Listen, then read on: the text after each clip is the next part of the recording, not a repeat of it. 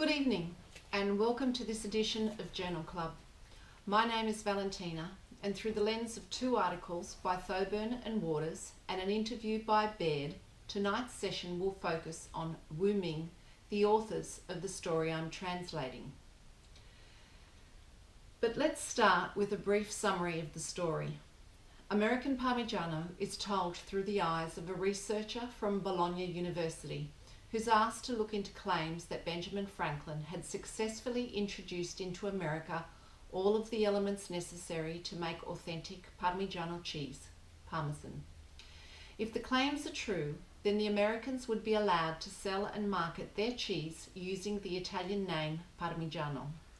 For those of you who don't know, in Europe, the name Parmigiano is protected along the same lines as the name Champagne.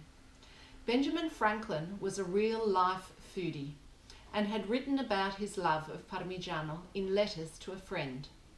In the story, these letters have just been found, and the Americans believe they have proof that Parmigiano was made in America. The story's themes include brand protection, national pride, a contrast of two worlds, the brain drain, and heroism. It incorporates real historical events, characters, and artifacts. But you'll have to read my translation to find out what happens. So, let's move on now to Wu Ming. The articles and interview I read provided much needed background which I'll use in my exegesis. Wu Ming grew out of the Blissett project, which was a pseudonym for a group of political activists who also authored the historical novel Q. In 2000, after they retired the name Luther Blissett, a group of 5 members became Wu Ming, and today they are 4. But why the name Wu Ming? Well, an explanation of their name goes a long way to explaining their philosophy. Wu Ming in Mandarin means nameless or anonymous, and with a different accent on the first letter, it can also mean 5. The name's a common byline amongst Chinese dissidents demanding freedom of speech and democracy. Anonymous because they object to the celebrity-making media machine that turns authors into stars. This is why they don't allow their faces to be photographed or recorded, just like the singer, Sia. It's also a reference to the third line of the Tao Te Ching, which is a fundamental text for Taoists. Interestingly, they're not really anonymous, as their names are known and they do many presentations to the public and school groups.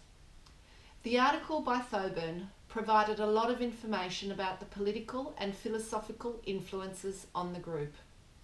It's clear that both Marx and Bordiga, who was the Secretary General of the Italian Communist Party, had a considerable impact on their political persuasions. But this is not surprising given that the Italian Communist Party was probably one of Italy's most successful parties in terms of influence and membership, even though they spent most of their time in opposition. I chose Thoburn's article because it was recommended reading on Wu Ming's website.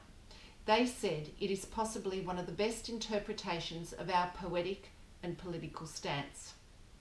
Both articles provided an insight into the themes that recur in their stories, and the ones that resonated with me are multiple identities, the empty spaces in history, politics, and making a social commentary. So now, to summarise the positives and negatives of the material I've read. Baird's interview provided some terrific insights into how the group writes as a collective, as well as the philosophical views which influence their writing. Mostly I like the interview because it provides a first-person account and not a mediated third-party opinion.